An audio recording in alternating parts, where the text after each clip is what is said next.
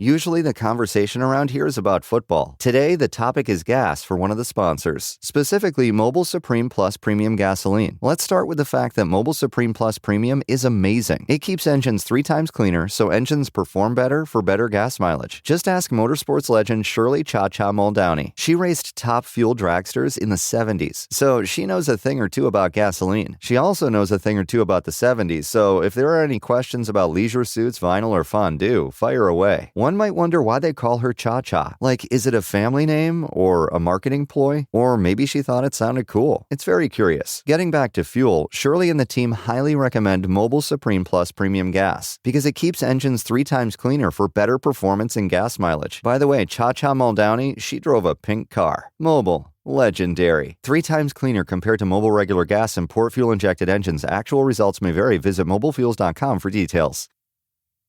Triple shot half-calf oat milk 2 pumps extra foam. Your coffee order might be getting a little complicated. Your toothpaste doesn't have to be. Arm & Hammer Baking Soda toothpaste keeps it simple with a powerful ingredient that works hard for you. Baking soda. That's why it's the #1 dentist-recommended baking soda toothpaste. As you brush, the baking soda particles dissolve to help break down plaque and stains for a whiter smile. So your teeth can feel clean, look bright, and make brushing a no-brainer. Try Arm & Hammer toothpaste. Simple, powerful, clean. That was an illegal play. You cannot pull a running back. I didn't pull anybody. What? He fell into my lap, and he was pushing me, and I was just trying to not fall down. I'm like, I'm just, whoa! Jason, you're clearly grabbing the man, holding him up. Erroneous on all counts. Welcome back, baby, to New Heights, a Jukes Original show presented by Wave Sports and Entertainment. New Heights is a show that needed a little extra time this week. We needed just a little extra time in OT to get the thing done, if you know what I'm saying. Dub City, baby. We are your hosts. I'm Travis Kelce. This is my big bro, Jason Kelce, out of Cleveland Heights, Ohio. Cincinnati Bearcats to add to it. New Heights comes out every single Wednesday, but this week is special. We're coming to you on a Tuesday because we're dropping our conversation with Jalen Hurts on Thursday. That's right, the star quarterback of the Philadelphia Eagles and my brother's biggest bromance right now. And you guys are not going to want to miss that one. So make sure you subscribe on YouTube or wherever you get your podcasts.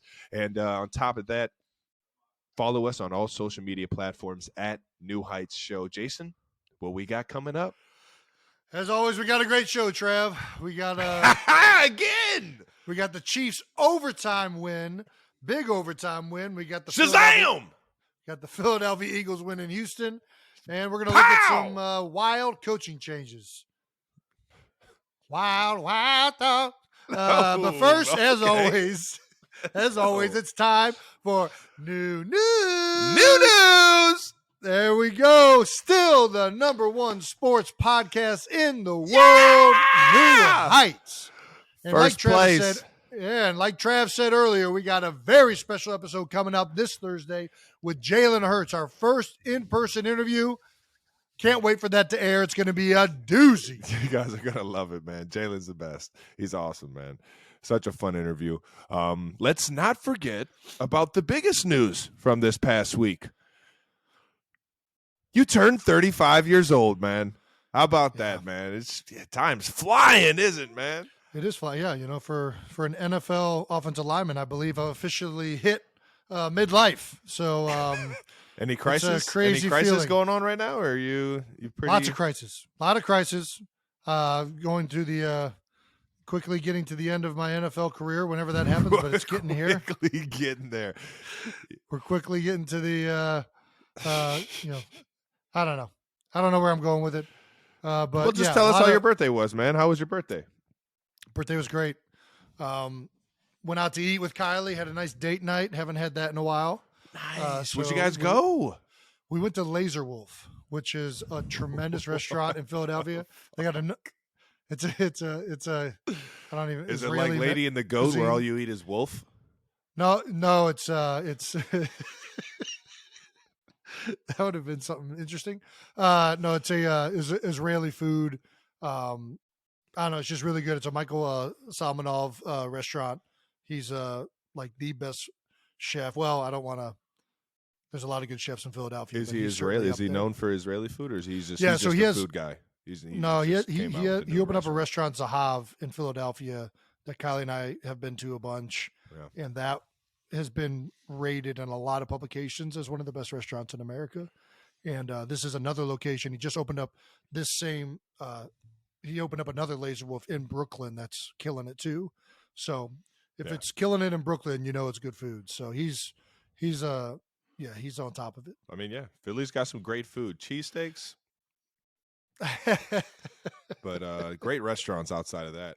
What was the best shout out that you got on your birthday? I don't know. I mean, had a lot of love on. Gotta pick Twitter. one. Gotta pick one. I think maybe the best shout out, which took me off by surprise, which probably shouldn't have. On Sunday, we launched the Underdog Apparel and Beef Philly Foundation had a big event, and for some reason I didn't see it coming that they're going to bring out a cake and everyone was going to sing happy birthday to me. So gotcha. And like you said a few episodes ago, when 300 people are singing happy birthday to you, man, that's uncomfortable. That is you don't know what you do. It's like so we're just going to sit here and go through this whole thing. And all right. Thanks, guys. How about we pick this tempo up a little bit and get to the end? But hey, you know what? It was an awesome gesture. It was a great event. So that was probably the best birthday shout out I got. There you go. Can't be mad at that. More from fan base names. That's right. Where we asked the entire fan base to, or anybody listening to the show, to shoot us some names on what our following should be called, and we got a few good ones this week. Dr. Frankenberry says, "How about Heights Horde?" I'm not even sure where he just went with that. I think it's a horde. Horde, I know is a group, but I don't know what animal is a horde. What do you know? What animal is a horde? A horde of what? A horde. I'm gonna say it's not like bison. Bison. Yeah, that sounds like it should be a horde, right? I mean, herd, horde, a horde of Buffalo, rhinoceros. I don't know.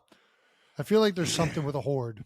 Yeah. Well. All right. Safe to say, since we don't know what it is, we're probably going to keep it moving. Thanks, Dr. Frankenberry. We got Charlie Beck, Travis and Jason, just call us friends. You know what? Friends. I like that. New Heights friends. That's good. That's right up there. There's another one along the same line of like just a very neighborly name or a friendly name. There was another person that said New Heights Neighborhood. Thought that was pretty good. It's clever. I like it. Yeah. It's very smooth. Kind of stealing from Mr. Rogers, but, you know, he hasn't been on air in a while, so. Shout out to Mr. Rogers, man. Yeah. Killing the cardigan game. Null with the New Heights Scoundrels. The Scoundrels. Very hooliganish. Mm-hmm. Very, scoundrel is like a hooligan, but like a pirate form of a hooligan, right? It's like a bandit. That's kind of what I think of when I think of scoundrels. The New Heights Bandits? Hey, bad. New Heights Bandits? Hey. All right. This one I've seen quite a bit, but we're going to give Christopher Smith, the most generic name I've ever heard in my life, the credit for it. Christopher Smith. Yeah. Let's go, Chris. Hey, man. So I've seen this one all over. Little Yetis. I like it. I like Little Yetis a lot. There's also another. I've also heard Little Yetis and Big Eyebrow or Big Brows. I've seen that one. And then at the foundation event, there was another submission. This was an in-person submission, so it means a little bit more. Ooh. So we're going to give it some love. They put it New on a card Heights for you? On a card. On a card right here. And I'm going to read it right now for all of our guests. Folded it up. For all of our listeners. Well, it wasn't folded in half. I think I folded it in half when I put it in my pocket. Either way. Do we know this New person? Height. Hold on. Let me read. Okay. New Heights Streakers. Tigers don't really travel in packs, but when they do form groups in the wild, it's called a streak. Little for your information. There you go. A little nod to Cleveland Heights Tigers, which is also a big reason why we chose the name New Heights. I don't know who gave it to me. I met a bunch of people. They definitely told me who to give credit for, and I forgot it. But thank you for your submission. The Streakers, yeah, man. It is one of the cooler things right now is how many people walk up on the street and love New Heights or in the game. Oh, I'm so cool. going down the tunnel. So many people coming up and saying, how much of a fan they are of the show, how much they love you, how much they hate me. But anyways, they're a big fan of the show. I had like obviously I had family and friends come in for the game. It was a Sunday night game. Had a good crew, and a few of the friends of friends. All my friends invite their friends to come and enjoy the game. So it's people that I haven't known that I'm going to meet after the game, and everyone is just like, I mean, the show is great, but let's be honest, Jason's way funnier. It's like, yeah, it's it's a story of my life. Jason's just he's Jason, and I've always just been trying to catch the fucking guy. I think in both of our circles, I think that circle thinks the other person's funnier because they've heard all of our jokes and don't think we're any funny any longer. So I get the same thing on my end. The love of the new, man. You gotta appreciate everyone saying what's up about the show. It's obviously it never gets old hearing everyone talk about how much they appreciate it, man. It's been so cool. Back to the fan base names though. I don't really know where to go with it still. Horde of zombies. Oh, that's what it is. A horde of zombies. The New Heights Zombies? The New Heights Zombies? I'm not a fan of zombies, man. You don't like zombies? Nah. You're just you want to talk about a focused creature right there. That zombie ain't focused on anything other than brains. There ain't anything more focused than a zombie. If you really think about it, it's the most focused creature on the planet. What are we talking about? On the planet?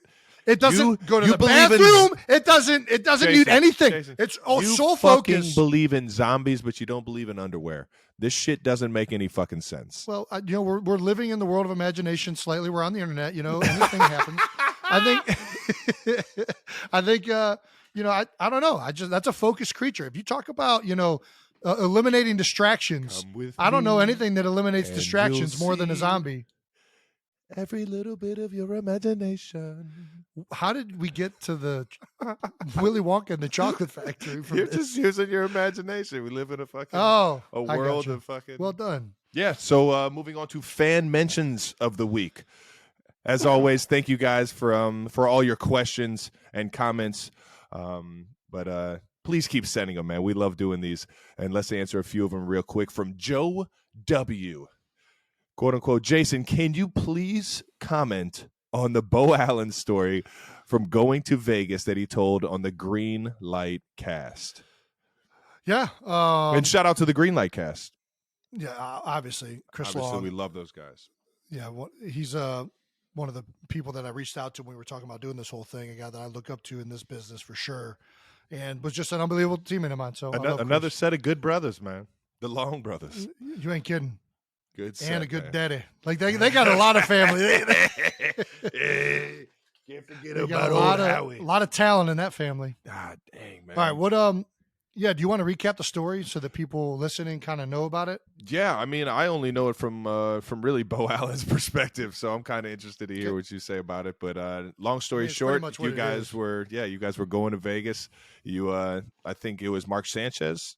Mark Sanchez, yep. Sanchez went up to Bo Allen in the hot tub and said, "If I get you a flight, you come into Vegas with us." And he said, "Sure." And I guess you walked in and said, "I'll pick you up on the way to the airport." And you showed up with absolutely nothing but what you had in your pockets and what you had on. And everybody else has like suitcases because it's a weekend trip or whatever. And you just went up there commando and ready to have some fun in Vegas. I'm not gonna lie, I don't really get I don't think that this is that crazy of a story. Like, I went to Las Vegas, I knew there was gonna be stores there to buy clothes. Some of the best stores in the world. Yeah. I didn't feel like carrying a bag through the airport. What upset me more about the story was I think I had just found out through watching Bo tell the story that Mark bought Bo's ticket. He didn't buy my ticket. It's some bullshit.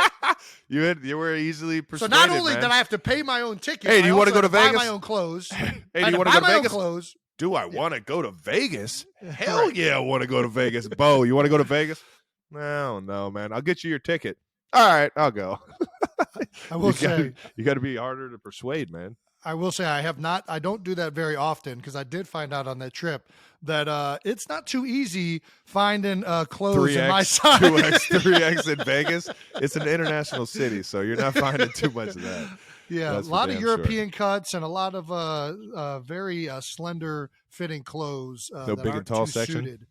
Yeah, no, the bathing suit that I ended up buying for the day. The bathing suit. I love that you just called it a bathing suit. Swim trunks? Whatever you want to call them. The water wading equipment that I ended up purchasing was not very tight. Let's just say it was a generous bulge in that swimsuit wear. So sexy Batman. Sexy Batman. Fat Batman. In the flesh.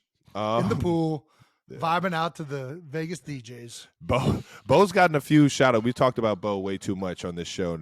Not to get him on here. We got to eventually get Bo Allen on this freaking thing, man. Oh, my gosh. That would be tremendous. Can't say Please, can we get some Bo Allen on this show? I love it every time he pops in on the green light. So, all righty. Moving on. Time to tee up 12 bold topics to wrap up Week 9 in the NFL.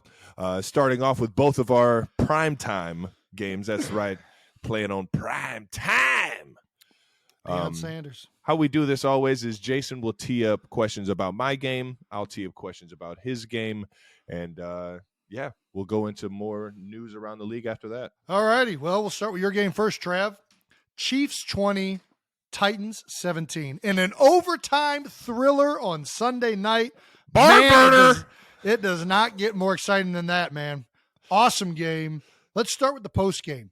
Why don't you walk everyone through the late night and your recovery process after how physical of a game it was against the Titans? I mean, when you're going up against a Mike Vrabel coached football team, you're gonna be in for a dogfight, man.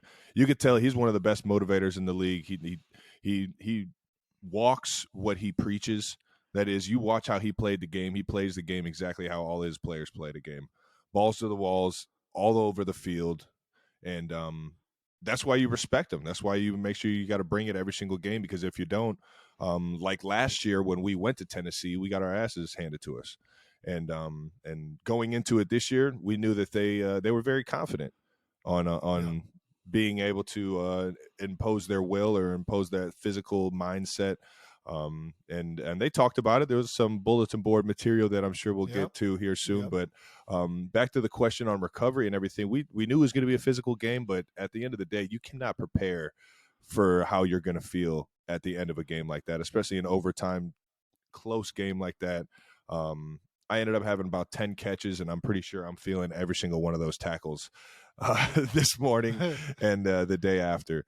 It was just one of those games, man. And they that's what I love games like that, because it creates a challenge for you that is unlike anything else. You know you're going to get hit with adversity. You know it's not just going to be a situational adversity. It's going to be physical.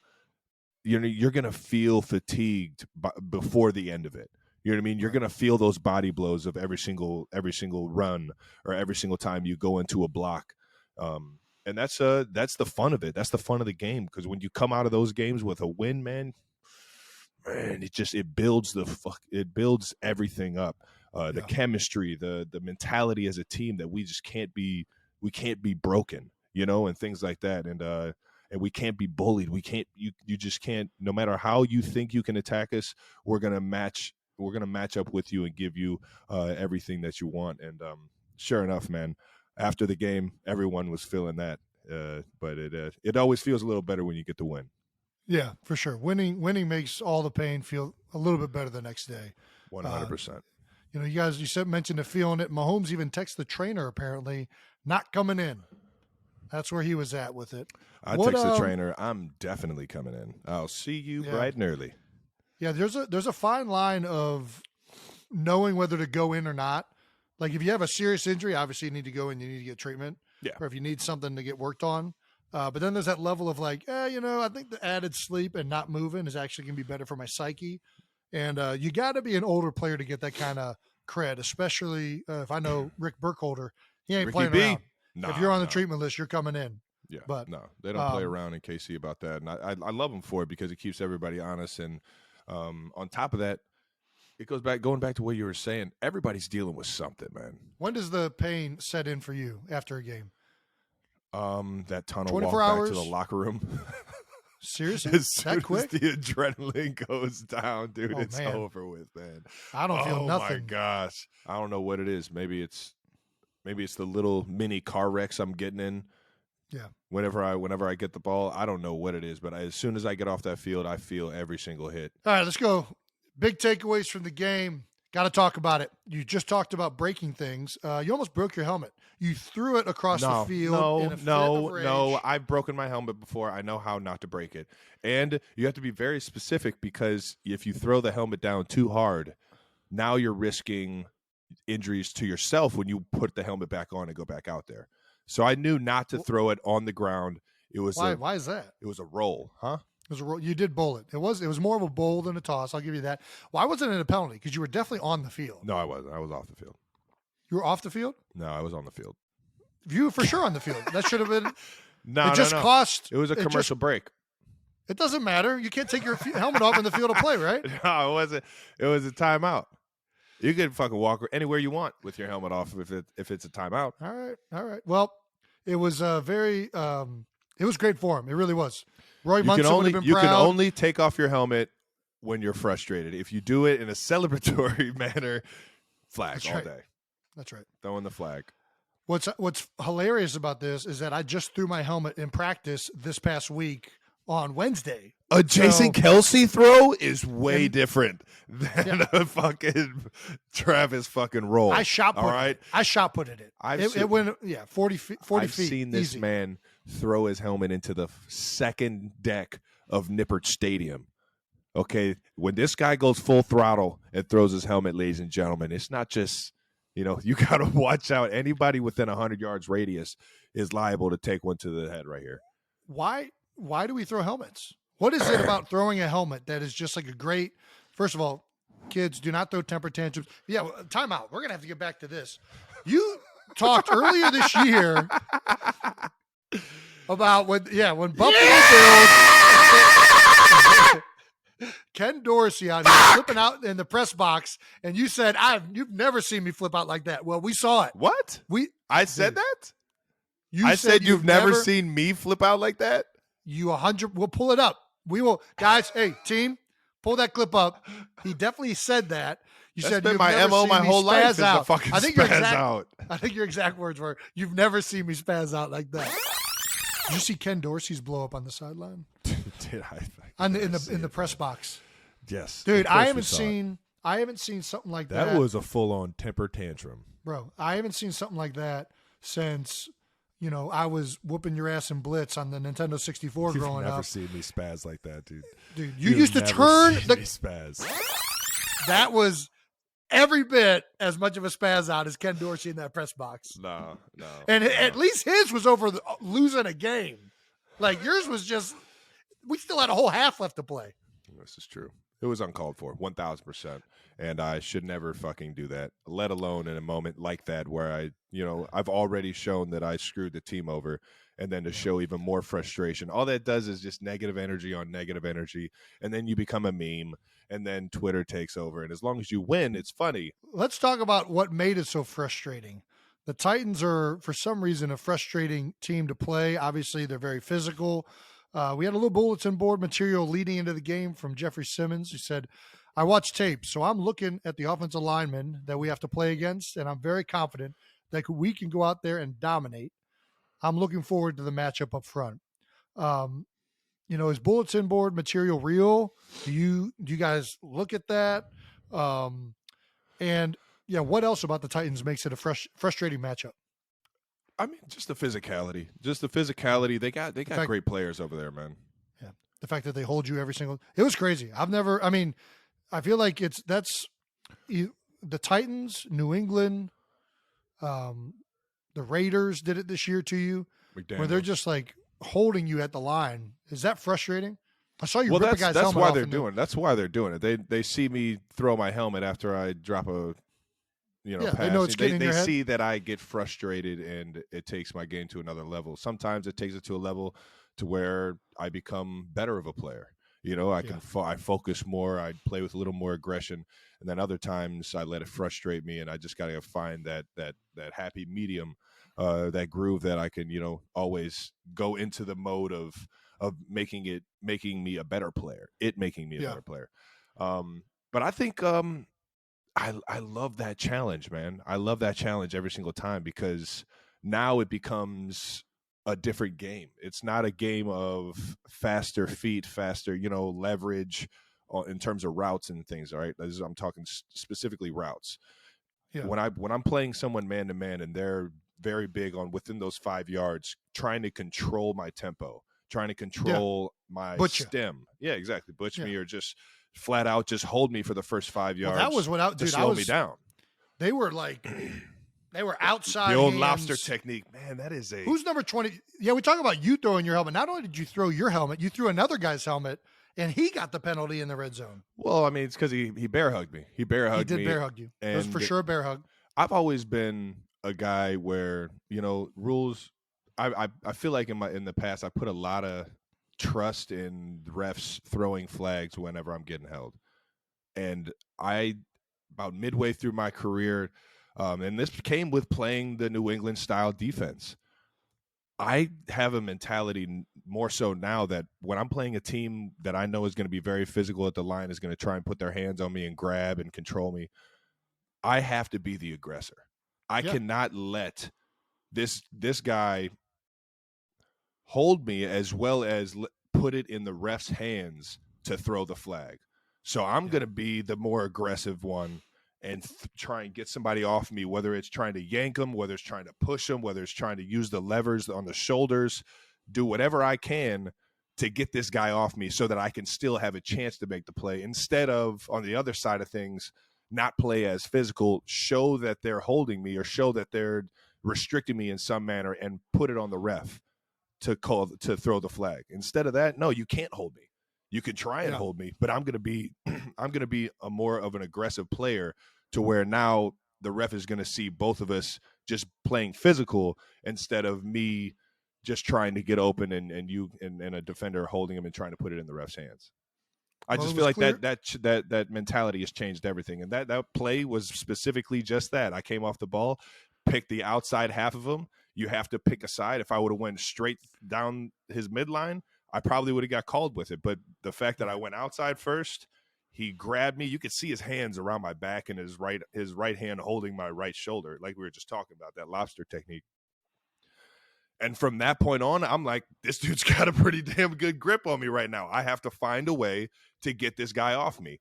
So I just start to pry it right. Were you aiming for the head, or was it a it didn't look like aiming for chest? Aiming for chest. Kind of got my forearm in there, and then right in the. Yeah. Well, listen, I know it was frustrating. You could tell that you were frustrated all game about it, but it didn't work. If we're being honest, you went over 100 yards receiving for your 32nd time in your NFL career, which is the most ever, tied for the most ever by a tight end all time. You tied Rob Gronkowski. You surpassed Tony Gonzalez. That's Roboito. Shout out to Gronk and Tony G, man. On the broadcast, Chris Collinsworth said Travis Kelce can read a defense better than 90% of NFL quarterbacks. I don't know if that's saying more about you or less about the quarterback state of the NFL. Because let me tell you, Travis used to play quarterback. You used to play quarterback. Why didn't you just read it like that when you played quarterback? Because I didn't realize what I was doing until I moved to the tight end room, and I'm like, man, this game is way easier when you understand gap assignment and leverage and coverages and stuff like that. I was just back there trying to run around and play backyard ball when I was playing QB. But thanks, Collinsworth. I appreciate the shout out, and I'm definitely reading defense. I feel like the only way to play offense is through the coach's mind. What are the intentions of the play caller? And on top of that, how is that play being taught? Yeah. You know what I mean? We're calling this play on 3rd and 5 because they're a big man team. All right, well, what is the quarterback's thought process if it's man? Then on top of that, what is it if they switch it up and go some type of zone on us? What is his progression? How is he reading it out? What's the number count to the boundary? What's the number count to the field? How many guys are, you know what I mean? How are they going to sound? Like, the defense has always got to be a sound defense, right? Every gap has to be accounted for. Every zone has to be accounted for, quote unquote. That's what they rely on. So if I know that, If I know what all their Use it to pieces your are supposed to advantage. be doing, I just use it to my advantage and just kind of manipulate the defense in terms of stem and timing. 30-second time. Most times, everybody tight end going 100+ yards or tied.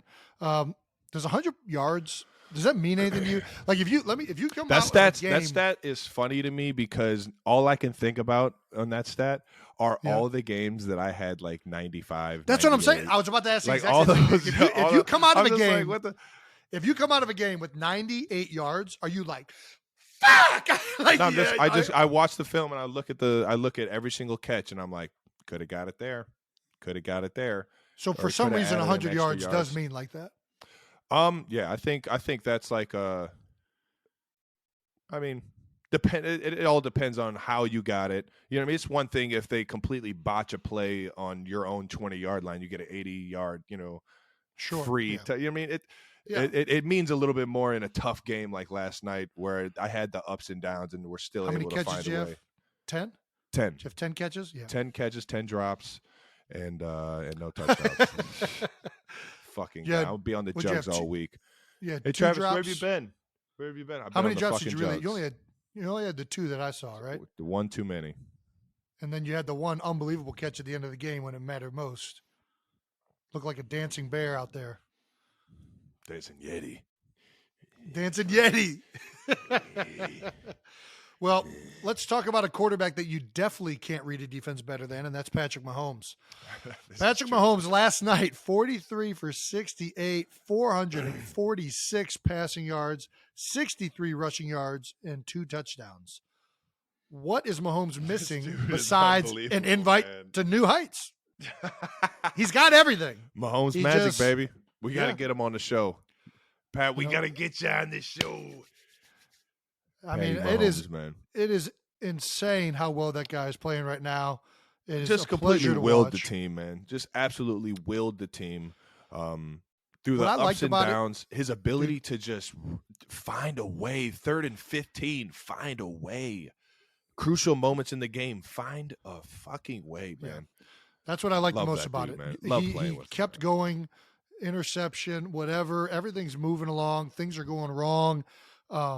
That's the mark of a great leader, a great quarterback, is how can you weather the storms, man? How can you continue to persevere? And he has just been so impressive all season long for you guys. His whole career. Yeah. No, exactly.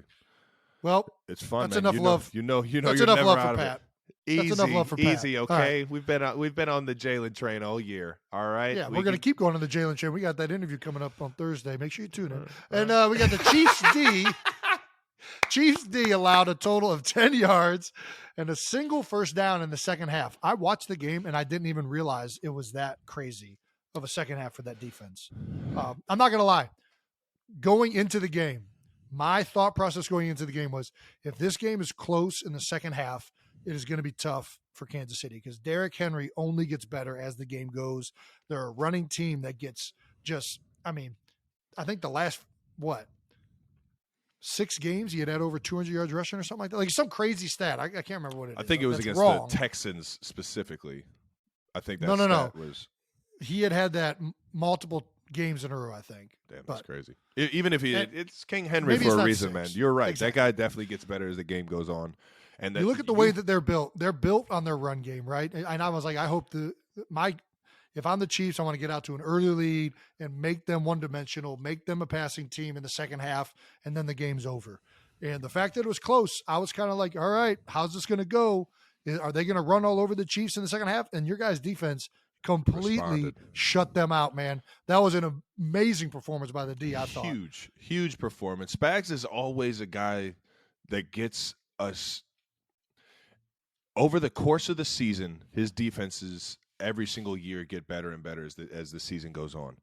Yeah. I think it's all on recognition, how guys are trying to play us, and then on top of that, just defensive players understanding their role, not jumping out of gaps, not doing things like that. Chris Jones, you can't say enough about how that dude's playing right now, man. The best D tackle in the game. I don't care who you're talking to. I don't care about what this dude Aaron Donald has done in the past 5 years. This year alone, Chris Jones is playing absolutely lights out. You can't freaking stop him. You put 2 on him, still isn't enough.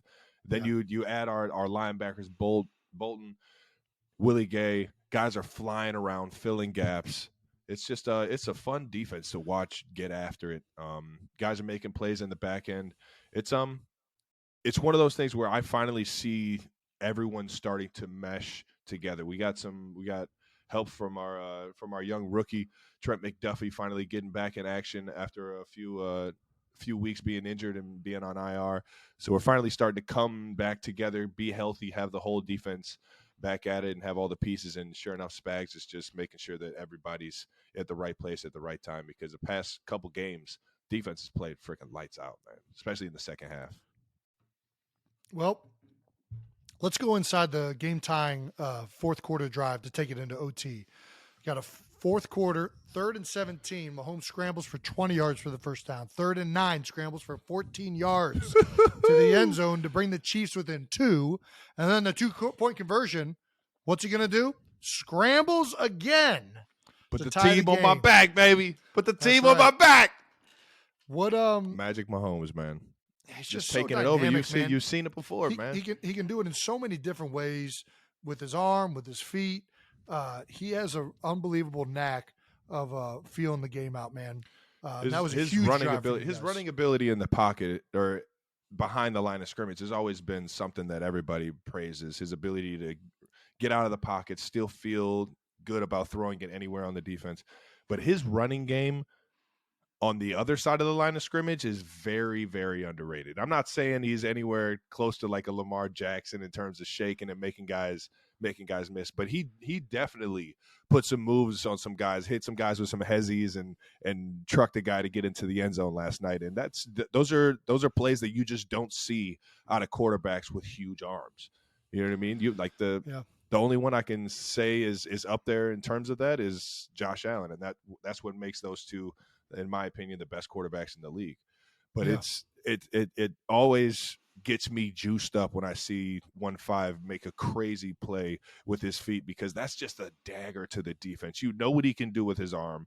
You know what he can do once he gets outside the pocket, and now you have to find a way to get him down with his feet, and he's still making guys miss. Yep. Just absolute daggering blows, and you could tell after that touchdown drive that the defense was just – they were drained after that one. Kudos. I mean, it was an unbelievable game time drive, and then a great fourth quarter or a great overtime drive to get a field goal. Love seeing Andy Reid as aggressive as he was, going for it on 4th down. I thought you guys were going to end up getting a touchdown and sealing it, but either way, tremendous win.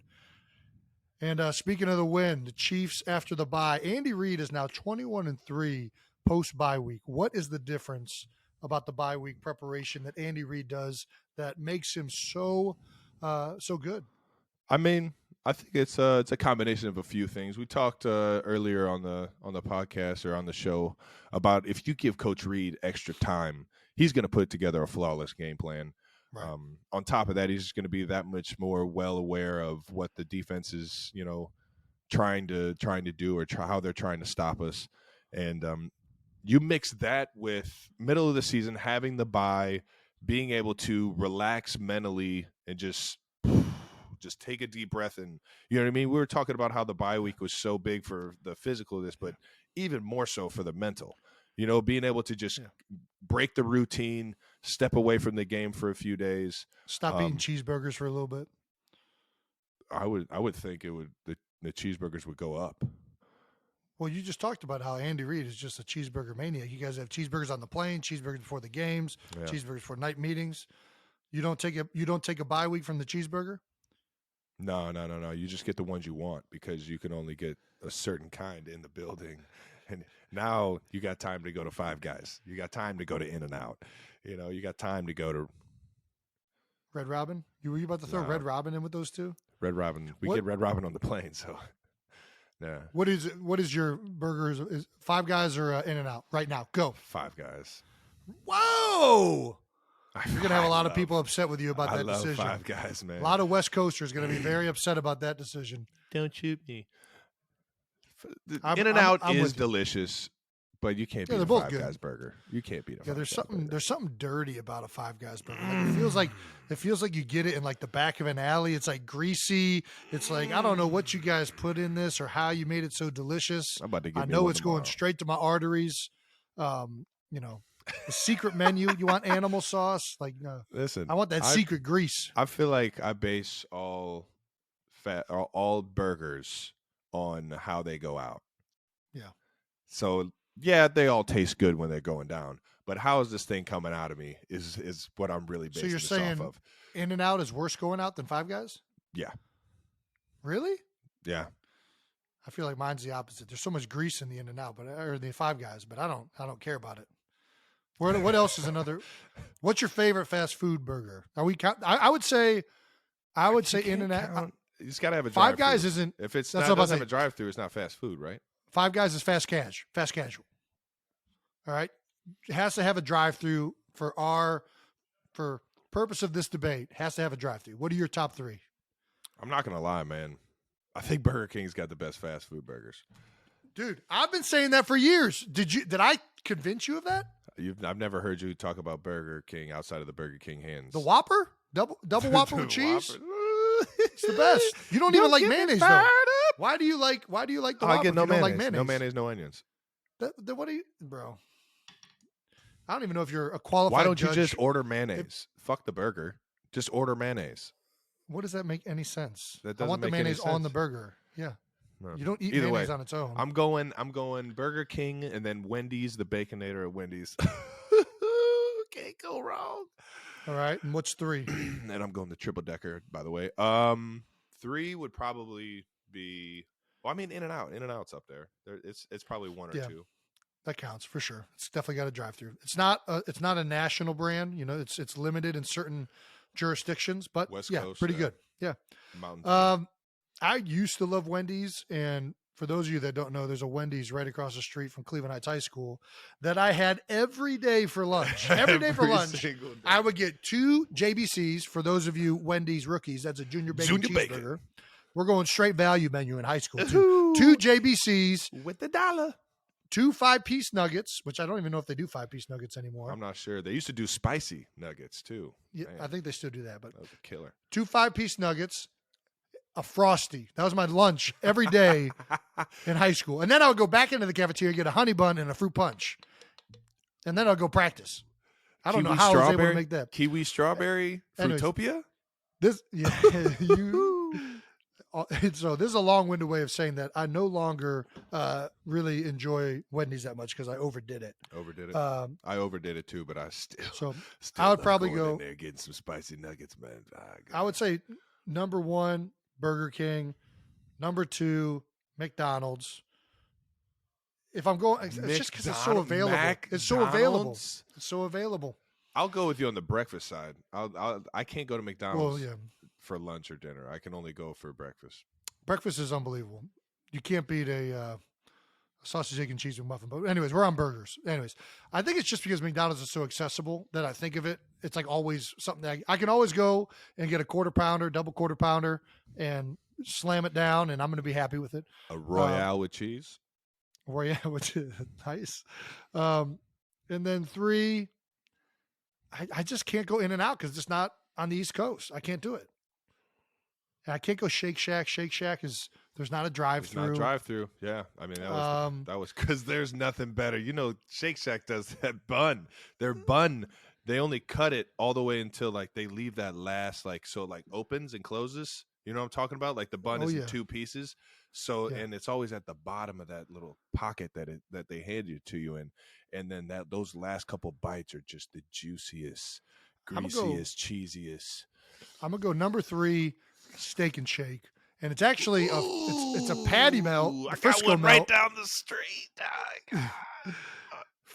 I'm going with the Frisco melt and with the string. strawberry shake on the side or chocolate shake on the side, depending on the mood. The straw fries, man. Straw fries, skinny fries. Yes, that's Gets you right. every time. It's a nice switch up. Moving on to Eagles and Texans.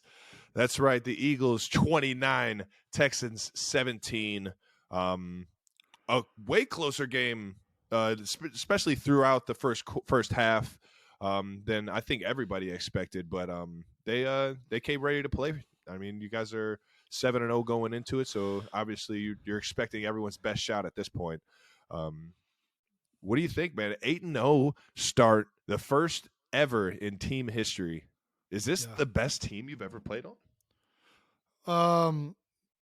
I don't know. We'll find out. I think we're a really talented team. I mean, 8-0 is great. Don't get me wrong. It's a good start. It's really hard to win every single week in the NFL. So much of what matters in the NFL and so much of what counts happens at the end of the year that, the season always goes like this. And right now we've been just like, we've been down in games and whatnot, but I mean, I don't know how many second halves we've even been losing in. Yeah. I'm very much more focused on how we're going to be at the end of the year. This is something that we're continuing to get better at. It does not matter. Well, it matters, but it matters more about how we continue to improve. Every team in the NFL is going to continue to improve until the end of the season.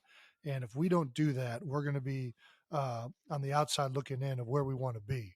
Yeah. So I think, to be honest, 8-0 is great. Cool that we're the first team in Eagles history to achieve that, but it is not at all a part of the goals of our team season-wise.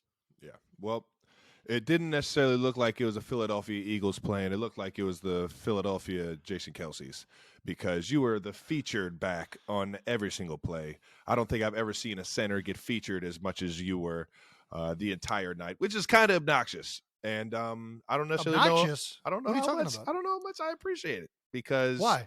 Because you just get. Why aren't they talking about the rest of the O-line? You guys have the best O-line in the quote unquote best O-line in the NFL, and we can't get Jordan Mailata or Lane Johnson a feature on any of these run plays where they're blocking their asses off. They just got to show you in motion. That's fair. We can definitely give more O-line love. But I'm just happy they're talking about offensive linemen in general. I'm tired of watching Chiefs games and them talking about Travis Kelce catching footballs. Yeah, they need to talk more about how he can't catch the fucking football. But I do love me some Jason Kelce highlights, man. Obviously, you in space is fun to watch. You want to talk about a dancing bear. Kurt Herbstreit tweeted about Jason after the game. I know T. Kelce and Jason Kelce are funny and very entertaining, especially with their New Heights show. All right, shout out. Get the show, get a little shout out, man. I can't beat it. Both have bright futures in the media world if and when they choose. But in the meantime, I enjoy the hell out of how they both play the game. So good. Jason was a clinic reel last PM. And always love the shout-outs, Kirk. I'm right there with you, man. I love some Jason Kelce. I just think it's a bit obnoxious you guys go to him on every single successful run like he was the main one that broke it, okay? Miles Sanders is back there making dudes miss left and right, and we're worried about Jason helping out a 3 technique or getting to second level. It's usually just going to the second level. Yeah. For every pull block or down block, there's somebody blocking a big guy and making sure that I can pull around and go get the little guy. So that's the reality. That's a good scheme. That's how you know your coaches play to your players' strengths. There you go. Good coaching. Jason, are you feeling like this is like the most love that you've had in a season to date? Like in years prior, you've gotten a few shout outs, you've gotten a few, highlights of you on a screen here and there, but I mean, you were literally one of the features of the game, and they had you come on to the podium after the game. I don't know if I've ever seen a lineman get called to the podium. That was pretty cool after a Monday night game. So I don't know. That's pretty dope. I think I'm getting more love this year that is like unearned love than I've ever gotten in my career. I think I've there always were a been few very... of those plays where you did absolutely nothing, but just kind of get in the way. And they're just like, this guy's a Hall of Famer. I think, I think I've gotten a lot of love for a long time because obviously I do a lot of things out on the perimeter and things that are very athletic that I think surprise people that an offensive lineman can make those types of blocks. So I've always gotten that kind of love whenever a game is happening like that. But now I just get love for being like old and still playing. They're like, man, can you believe this guy's still out there? He's still doing it. Look at him. Hey. Look at Grandpa run. Yeah. He's trying, man. Hey, give that guy credit. I get a lot more just like credit for being old and still playing football than I've ever gotten, which is nice. I'll take it. That's like how I felt after the Raiders game, the Al Bundy game. I scored 4 touchdowns, had 25 yards. One of the worst stat lines. One of the worst best stat lines of NFL history. Worst best stat lines of NFL history. And in the facility, we got these bodacious shirts. You know what I mean? The bull don't fucking care, man. Bodacious, for everybody that doesn't know, was a famous PBR bull that just was the biggest, baddest, most ferocious. Nobody wanted to touch this dude, or everybody was trying to, complete a full ride on him, and it just wasn't happening. I forget his actual record or the bull's actual record, but the bodacious mentality is the bull don't care who's on his back. He's tossing them. And have that bodacious mentality in a game, that's the mentality that we want to play with. And sure enough, after the Oakland game, I'm just getting my fucking ass beat the whole game at the line of scrimmage, getting punched in the grill. You mean the Vegas game? Yeah, my bad. The Vegas game, the Vegas Raiders game this year. And there have been games where I'm like, I go into the building that next day and I'm like, man, I might get a T-shirt this game, man. I had a few tough blocks, stuck my face in the fan, cut a few guys, showed some bull-like behavior. And this was the last game I was thinking I was going to get it for, man. It was just like all the coaches looked at the film, was like, every single play, this guy's getting fucking punched in the face and just tackled on the field and just throwing around like a rag doll. Man, you know what? You made it through, and that's bull-like behavior. There's no award that you appreciate. It's like, it's such a terrible award. It's like right up there with like the most improved player. It's like, wait, what are you saying? Like I was crappy before I got this? I thought I was good already. Hey, you got better, man. You did a really good job. Hey, the Bodacious Award. Way to get your ass beat and walk out of the fire, man. There's nothing worse than being celebrated for getting your ass kicked. It's like, yeah, I know it sucks. We all know it sucks. You don't have to act like I'm doing anything crazy. I'm doing my job. I don't need your sympathy points. Let's talk about the most unselfish guy on the team. Because really, it's neither one of us. The most unselfish guy on the team, hands down, are the tight ends on field goal. Their jobs are literally take your right hand and you grab the thigh pad. Homie. Die slow, homie. Grab the thigh pad of this guy. Take your other hand, punch out to expose your entire chest. And then oftentimes 3 people just barrel through you and you're not allowed to do anything. You can't lean. You can't move your arm and open a gap. Otherwise, that thing's getting blocked. You just got to die slow. You got to absorb everybody as slow as possible. And literally 99% of field goals, that tight end is on his back just getting pounded into the ground. Absolutely pile drived. When the coaching point is die a slow death, you're in for a rough assignment. Fuck. Hey, you're really getting. Hey, I know you're taking one for the team here. Hey, let's all give it up for the left tight end here. Left tight end, way to go, baby. Couldn't do it without you. Keep on running out there. It is awful. The kicker's best friend, man. Did it for a year. Man, not fun. Not fun. Left tight end on field goal, right tight end on field goal. That is a very unselfish position. Somebody's got to do it. Somebody's got to do it. That's the dirty jobs that Mike Rowe missed. He missed that one. Tight end on field goal. Tight end on field goal, baby. That would have been a good show. 18 play, 91-yard drive. Felt every one. 18 play. Oh, my gosh. Absolutely ridiculous. And it was the opening drive. First drive of the game. 18 play. Talk about waking your legs up. Yeah, waking everything up, man. Fans want to hear about it, man. What do they want to hear about? How exhausted I was? I didn't even celebrate. Kenny scored, or we get in the end zone, and I'm like, dude, I'm not celebrating with nobody. I'm going right to the sideline, going to get some of this oxygen and rest these boys up because I know another drive's coming quick. It was an exhausting drive, but awesome. I mean, whenever you can do something like that, it feels good as an offense. When it's a booster, man, for sure. You get multiple third down conversions. Jalen making big plays to keep the thing alive. I mean, it was a great drive to start the game, and a huge tone setter for the offense. Yeah, they more so want to hear about how you illegally What are you talking about? Kenneth Gain. What do you mean? That was an What are you talking illegal play. You cannot pull a running back. I didn't pull anybody. What? I didn't pull anybody. You held the man up and yanked him. He was falling into. I couldn't do anything. He fell into your arms. That's going to be your argument. He fell into my lap, and he was pushing me, and I was just trying to not fall down. I'm like, I'm just. Whoa! I didn't pull anybody. Jason, you're clearly grabbing the man, holding him up. Erroneous on all counts. This man, if you ain't cheating, you ain't trying, man. You heard it from Jason Kelce. Take us inside that final drive, though, to seal the game. Hurts ran for 14 yards on a 3rd and 15. Well, leading up to that 3rd and 15 it was only 3rd and 15 because I had an illegal man downfield play that put us into that situation. RPO, or you just get excited? It was RPO, and it was kind of I was engaged at the line of scrimmage. I think it was a ticky-tacky call. Another way of saying bullshit, ladies and gentlemen. Anyways, I didn't think it was a good call, but whatever. It got called. So for those of you that don't know what an RPO is, it's a run pass option. That is, it's a run play for the offensive lineman with a few short routes by the wide receivers or running backs or anybody out of the backfield, not getting the handoff.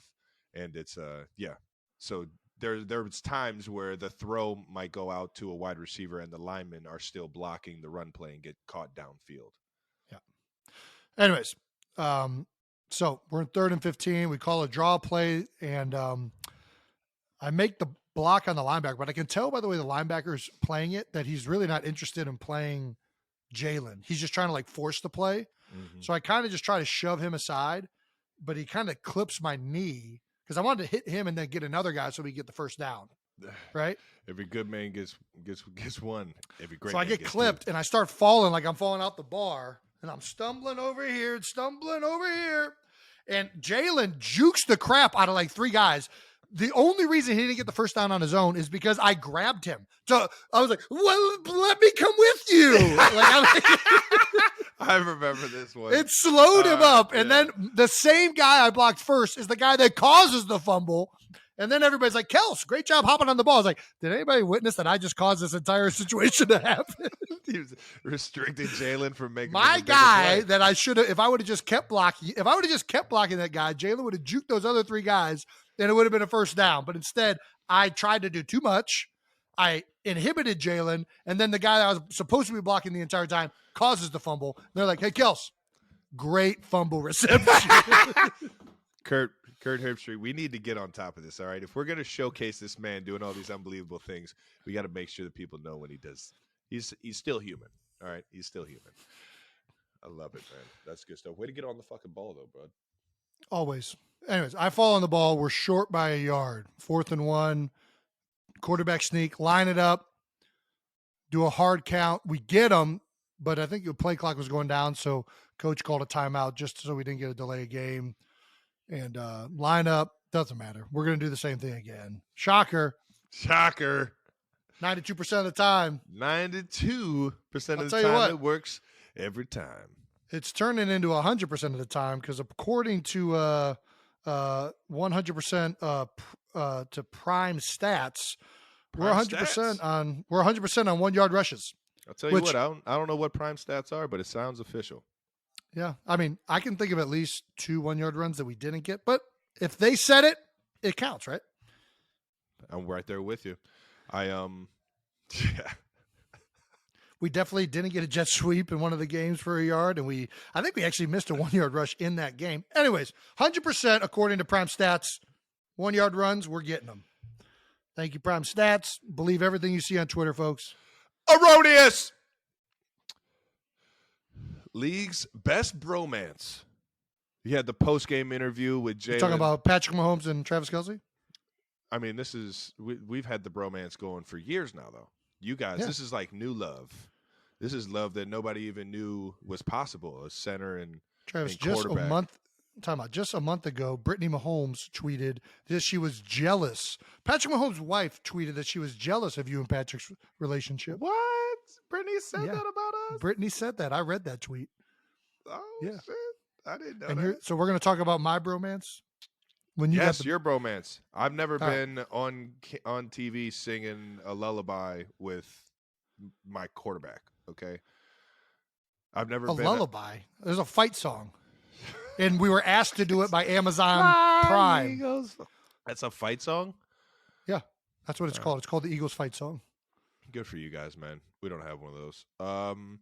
No, it was cool. I enjoyed watching it. You wish you had one. Bromance is it's real, man. I witnessed it firsthand, baby. And you guys will be able to witness even more of it as the season unfolds, but definitely this Thursday when the episode drops with Jalen. You got to meet his family after the game. I did. It was awesome. Yeah. I didn't It only took you one entire season and 8 games to meet your quarterback's family. That's beautiful. Well, I've met people before. I've met, individuals. I've met people. Even Me after and people this meet game, all the time. Yeah, I'm a big people meter. Listen, I didn't really. I don't know. I met a few of them after the game, but you could tell that he wanted to get his family time in, so I didn't want to take up too much time. But it was awesome man. It was awesome to see how many people came out to support him. He was in his hometown. I mean, I don't know how many tickets he had, but it was a lot. I wouldn't be surprised if it was north of 100. I was about to say it's Jalen Hurts. You already know, man. They came out. He's still implemented in his community. His father's still a high school football coach with his brother. Yep. So obviously the love for the Hurts out there is through the roof. So I'm sure he had half of the stadium filled cheering for him. Similar to how we when we play in Cleveland, all the family and friends show up. I mean, it's the best when you get to go home and play in front of your friends. That's what I enjoy, playing on prime time and getting back to Cleveland and playing a game in Cleveland. I get to showcase my love for the game from the people that I built the love with. You know what I mean? And yep. That's always the best, man. So I'm glad he got to show out and get the dub in front of his family and friends back home. Is the QB and center relationship the most important on the team? I don't know. Probably the QB head coach is the most important relationship on the team, but yeah, either that or a QB tight end. QB tight end is probably the least important. Everybody name a great quarterback. Name a great quarterback.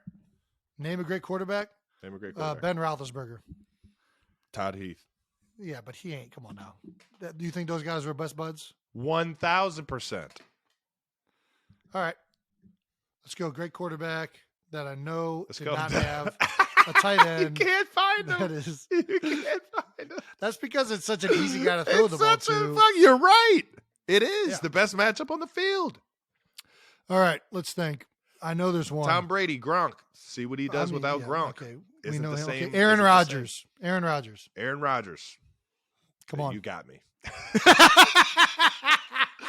Big Bob Tunyon. I know. I know. Rob like, Tunyon's I can my think guy, of one. Man. My guy, I can think of somebody. Aaron's a different breed, man. He's a different breed. He did have Jermichael Finley. He did have Jermichael Finley. He had him for a hop, skip, and a jump for sure. Shout out to Jermichael. He was one of those real dogs in the receiving game too. He just got banged up and got hit with some injuries, man. I loved watching that dude play. All right, let's think of another one. You think of any of them, man? Any of them? I need a list. in front of me to do something. Peyton, like this. We're gonna figure this out. Peyton had a great quarterback, great tight end in Dallas Clark. Yep. On top of that, when he was and Tammy, when he was in Denver, he had Julius Thomas. Yep. Notorious for having a great tight end everywhere. I think we're throwing the word great tight end very loosely around here. I think a lot of these guys get made to look because their quarterbacks are unbelievable. I think a lot of these guys you probably would not have seen much from if they didn't play with those guys. But whatever. I'm not gonna say that about everybody on the team. Well, yeah. I mean, that's a big part of it. I mean, but there's certain guys that produce with those quarterbacks and they go other places and produce there. And I mean, there's guys that produce because they're also good players, not just because they played with like a great tight end or a great quarterback. Yeah, but tight end is probably a little bit more. Yeah.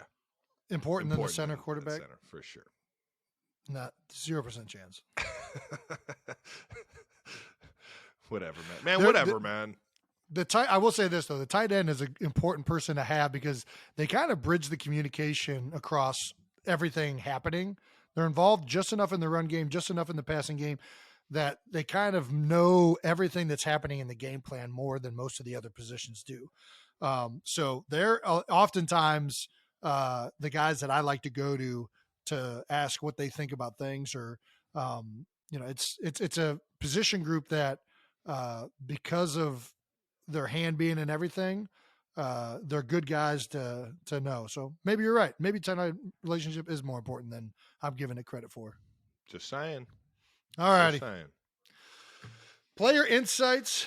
Hold on. I got one more, man. I got one more. So we had the interview. Yeah. With Jalen? And it was awesome. It was so cool to just kick it with him. But do you feel like your guys' relationship got a little bit?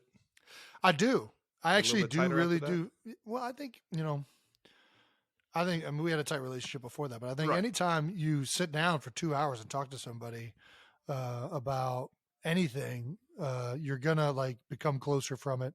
You're going to find something new. There's things that I learned in that interview that I did not know before, not just about his career, but just about him.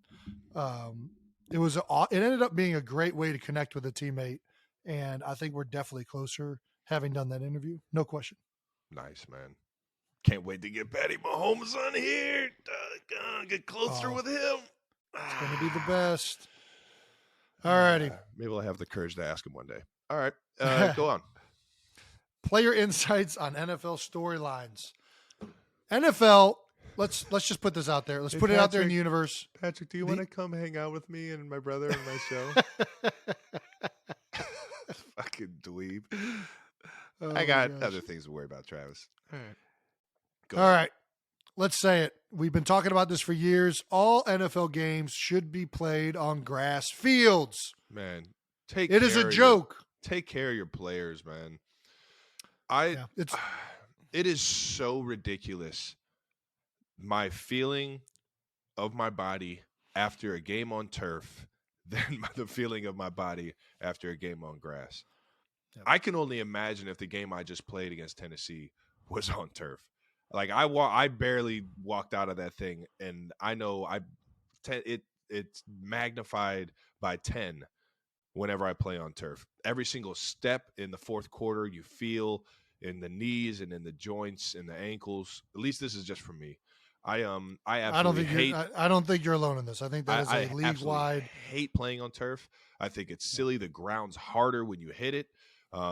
More concussions happen on turf because of how the players' helmets hit the ground. More injuries in general because of the style of turf there is. Some cleats grab more. Some cleats sit on top of the turf differently to make it more of an unstable surface, which puts more pressure and strain on your joints and your everything. In getting scientific. Okay. Oh, yeah. No, for real. I do not play around with this shit.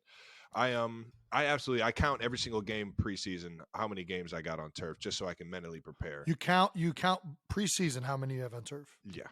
So it's I definitely am aware of which games I'm going into are turf games. And on top of that, whenever we practice on turf, fuck that. I'd rather practice in sleet, snow, thunderstorm with a chance of getting struck by lightning than to run inside on the turf. People, keep in mind, this is from people that are both over 30 years old and have a lot of built up damage to their joints. I did not feel this way when in college. I loved turf. I preferred turf. High school, I thought turf was the coolest the best. Shit ever. You felt so fast. You remember that AstroTurf field that freaking Lakewood had? I remember Lakewood, baby. It was like I could run. I felt so fast on that thing.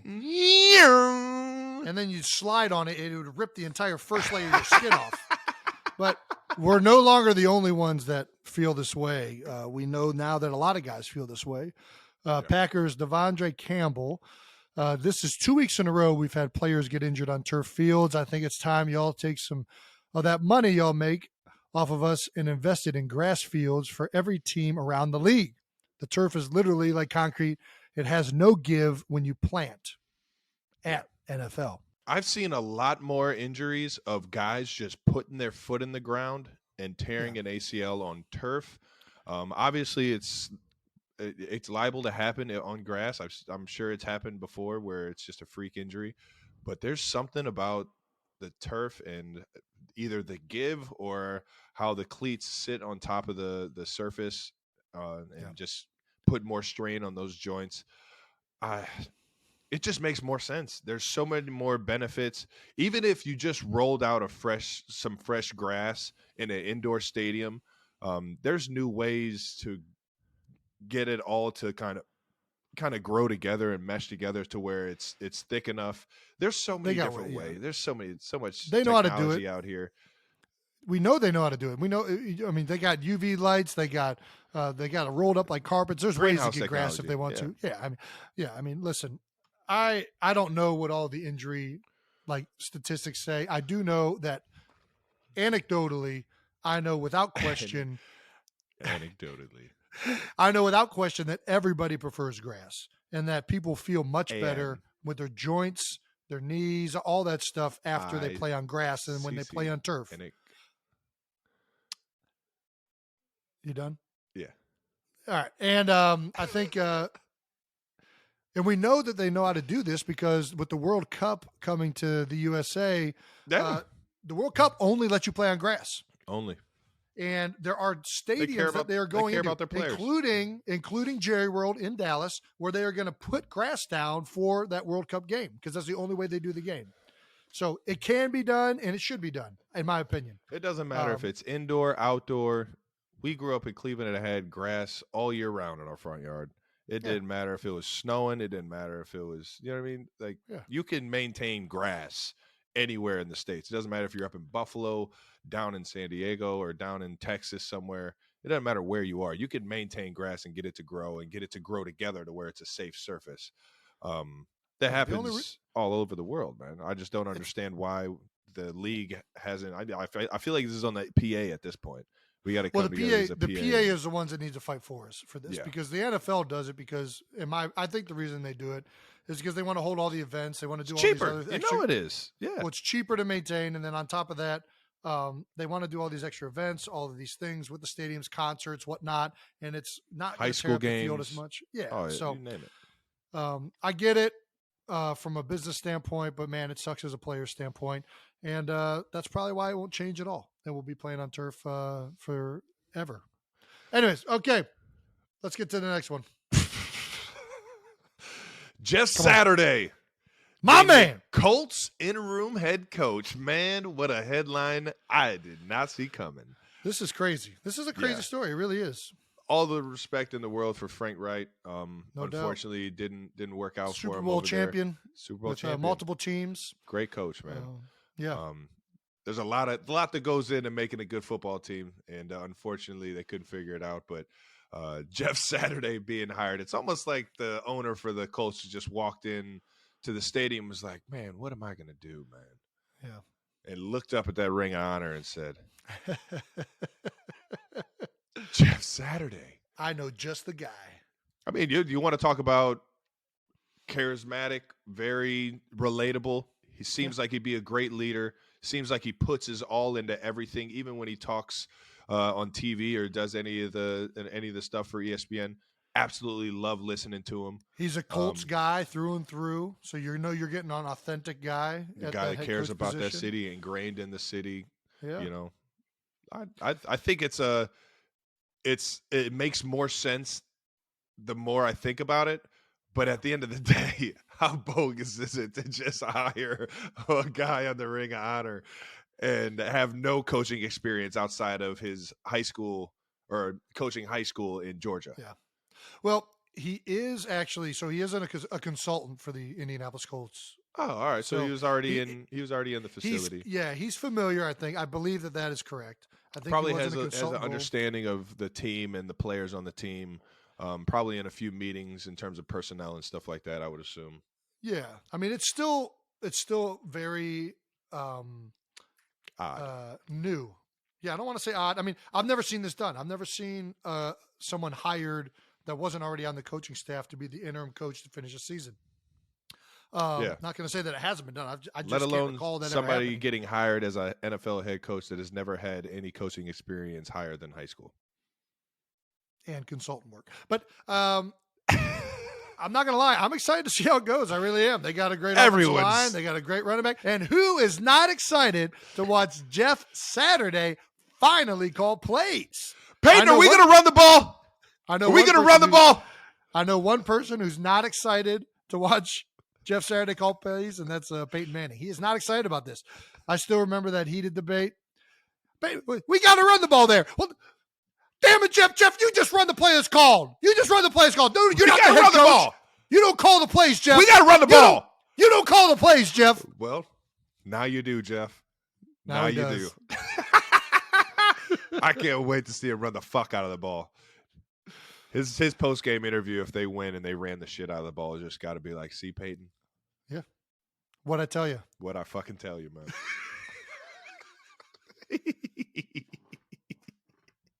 Oh, this is going to be awesome, man. I can't wait to see how they turn out, man. I'm genuinely going to be invested for the rest of the season now, though, because of my appreciation for Jeff, but just how much of a zoo the Indianapolis Colts just became. I mean, dude, we switch quarterbacks. You bench your quarterback. Yeah. It's going to be interesting to see how it goes. New Heights Stamp of the Week. New Heights Stamp of the Week. We give a shout out to anybody, really, but for the most part, guys in the NFL or sports in general, taking their game to new heights. And Jason, who you got this week? I got Derwin James, New Heights favorite. That's a familiar name. Yeah. A New Heights favorite right there. 9 tackles, 4 solo, 1 sack, and 1 signed baby. That's right. He signed a baby?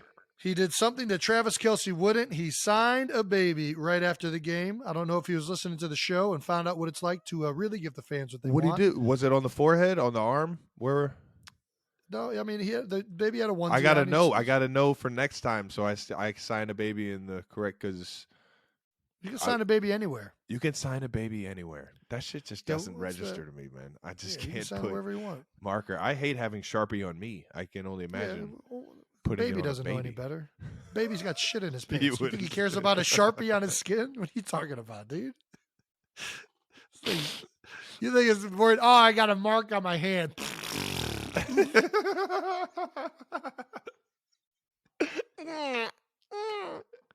What's that theme song? Was like was it pizza in the morning, pizza in the evening, pizza at supper time. When pizza's on a bagel, you can have pizza anytime. Yeah. That's the way I feel like signing a baby. Baby in the morning, baby in the evening, baby at supper time. When baby wants to sign in, he can get signed on anytime. Talking about shit right now. What the fuck did you? Was that a pizza bagel fucking song? You don't remember those commercials? Was that? But it was pizza bagels, right? It was pizza bagels. It wasn't pizza bagels. It was a pizza bagel. It was like the like more hearty version of. It wasn't like the little mini pizza bagels. You know what I mean? I don't think. Yeah, fuck that. Either way, signing is under review. Okay, we just saw in the fucking video that he didn't actually sign the baby's skin. He signed the baby's shirt, which I've signed 1 million baby shirts. Okay, you signed 1 million baby shirts. At least 1 million. Okay. While the baby's wearing it, or just the little onesie sign while the baby's not I'll cut wearing it in half. I'll cut it right in half. While the baby has been wearing it, I've definitely signed a baby's shirt while the baby was wearing it. So you'll sign a baby shirt. Yes. I don't know. I cannot be the only one that thinks putting Sharpie on a baby is I don't know. I guess I might be. I just don't get it. Shout out to Derwin James for taking his game to new heights and signing a baby, because way to go, Derwin. Not all of us can way sign to be a baby. A great NFL player and appreciate your baby fans. I chose Justin Fields, man. Obviously, he's had a lot of success in his career. The start of his career in Chicago, a lot of scrutinized for whatever reasons. 15 carries, 178 yards, 1 touchdown, just on the ground. this past weekend against the Miami Dolphins. 17 for 28 passing with 123 yards passing and 3 passing touchdowns. So 4 touchdowns altogether. Nice Al Bundy night for my guy Jay Fields. And he broke Mike Vick's record for QB rushing yards in a regular season game. Man.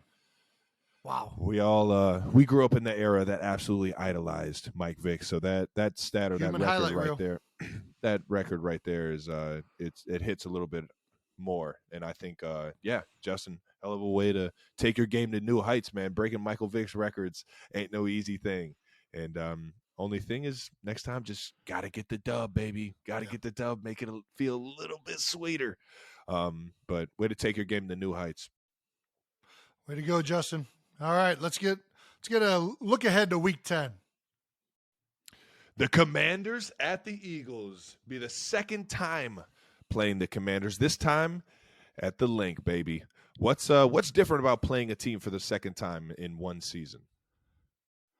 Well, obviously you've already watched a lot of tape on them. You've played them, so you're familiar. And, usually, it's an in-division game, so a lot of these guys you've already played for multiple years. So yeah, it's a team that you end up being really familiar with.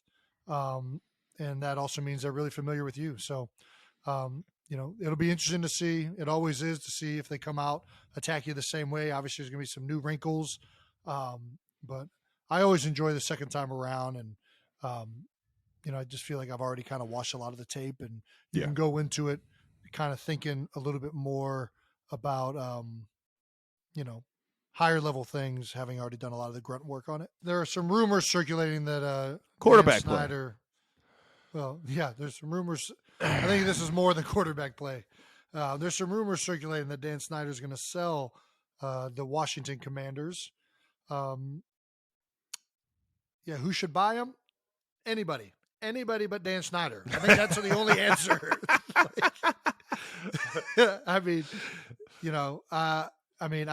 I don't know what is going on with that organization. I know we're about to play them. I'm not trying to talk trash. It just seems like there's a lot of outside noise. There's a lot of shit going on inside that facility.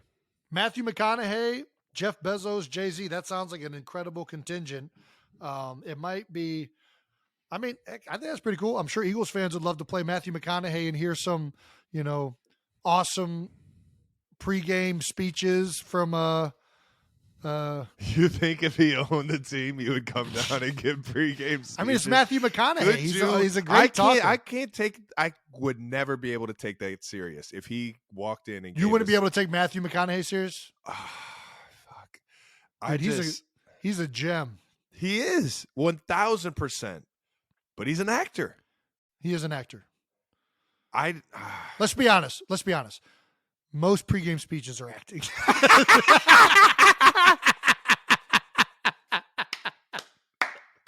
Especially the one on the field in front of all the cameras. Let's be honest.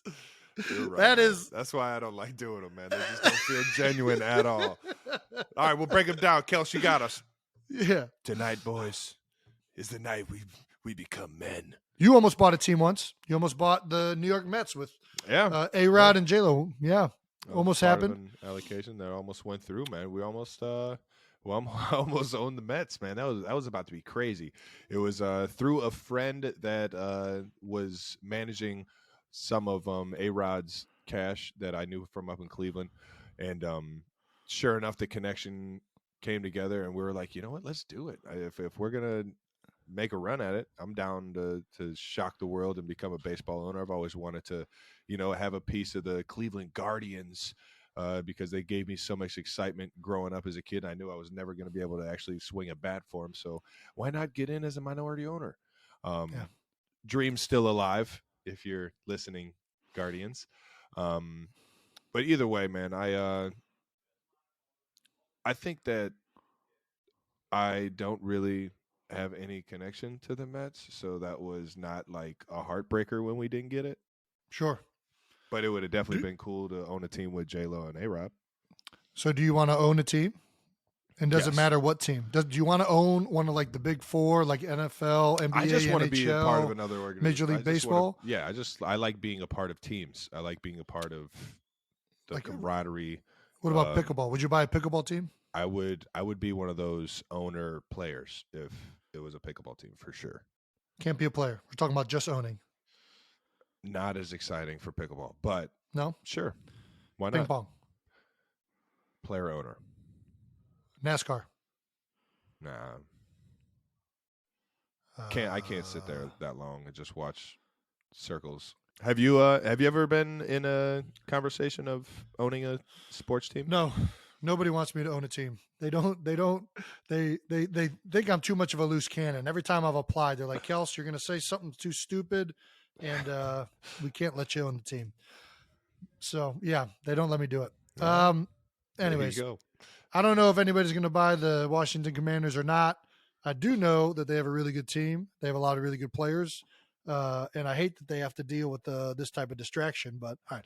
Jaguars at Chiefs. Jags beat the Raiders to snap a 5-game losing streak in Week 9. We already played the Jaguars. This is a game I'm looking forward to because I'm not going to lie. I love it when people have personal relationships and connections playing in a game. Andy Reid, Doug Pederson. So many ties from being a player and also being a coach. This is going to be an exciting one. Yeah. And I don't know who I'm rooting for. I love both all you guys so kidding much. Me? Listen. You don't know who you're rooting for? Well, listen, if you lose, it's just another reason why we're better than you. But I think Another reason? What? Don't start this. All right, you're right. That's fair. You've never beat the Chiefs since I've been on the Chiefs. That's true. It's true. It's very true. Anyways, the ghost of Doug Pederson is coming in. The ghost of Doug Pederson. He's going to come in with that visor energy, and he's going to put a whooping up on them Chiefs. No, listen. I'm not going to get into him putting a whooping on us or us putting a whooping on him. I'm genuinely going to enjoy seeing Dougie P. Fucking love that guy just as much as you do. Got a lot of respect for, how he coaches his players, the attention to detail, how much effort he puts into putting together a game plan. And on top of that, they got a young team that flies around, man. They got a lot of crazy athletes. Yeah, they're a really good team. They've lost a lot of games that they probably should have won, and I think a lot of that comes down to because they're a young team. Yeah. But the talent is there. You see it all over the field. Their defense, you watch them play. They're big up front. They fly to the ball. Caldwell has them playing like unbelievable football on that side of the ball. And offensively, Trevor Lawrence, they got a lot. We just talked about how dynamic their running game is.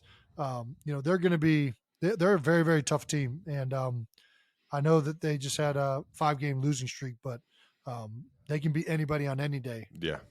Without question. 100%. I'm with you on that one. Now, Jason, before we get out of here, it was your birthday. We can't get you out of here without embarrassing you or making you feel old. What do you got? We got our favorite listener, our most beloved listener. We have Donna Kelce. Our mother wanted to give you a big shout out. Mom, why don't we roll the clip, guys? I cannot fully, express the true feelings of joy, love, laughter, and happiness that I've had over these past 35 years. I'm, so proud of the person that you've become. Not just the athlete, but also the husband, the father, and the charitable giver. Your journey has humbled and inspired me over time, where you expect more of yourself than what people have labeled you as. You definitely have written your own narrative. I do have a funny story to tell, though. You were in the O-line house at University of Cincinnati, and one afternoon you called me and you said, Mom, I need some money. I'm like, what do you need money for? And you said, well, I was sitting in the bathroom, and I just put 50 pounds on because I had to become an offensive lineman. And apparently I didn't know my own strength. And I'm like, what are you talking about? And so you said, well, he pushed himself off of the sink to try to get himself to stand, and in order to stabilize himself. And while attempting to do that, the sink ripped off the wall and a huge flood ensued. And my advice to you was, well, don't you know you need to keep your arms and your hands inside the vehicle at all times. But anyway, just a little thing to share, and happy birthday. Love you, Mom. With the underdog Love you, Mom. shirt Oh, my on. gosh. What an epic story. The interesting stories of Jason. Really. Listen, you got to love when Mom's fat shaming you. It's just the best. This guy can't even. But the real question is, what were you doing on the floor of your bathroom? On the floor? No, I was on the toilet, Mom said.